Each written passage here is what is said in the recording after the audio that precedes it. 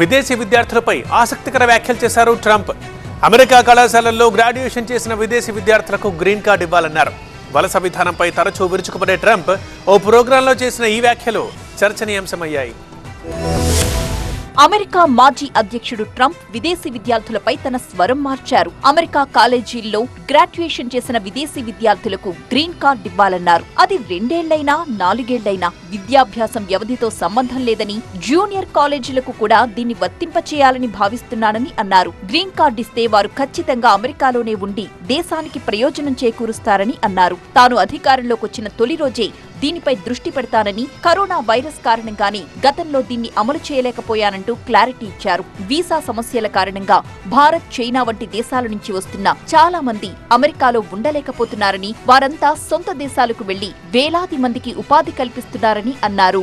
రెండోసారి అధ్యక్ష పీఠం కోసం బరిలోకి దిగిన ట్రంప్ ప్రచార కార్యక్రమాల్లో విదేశీ వలస విధానంపై తీవ్రస్థాయిలో విమర్శలు గుప్పిస్తున్నారు. కానీ అందుకు భిన్నంగా ట్రంప్ నోటి నుంచి ఈ వ్యాఖ్యలు రావడం ప్రాధాన్యత సంతరించుకుంది.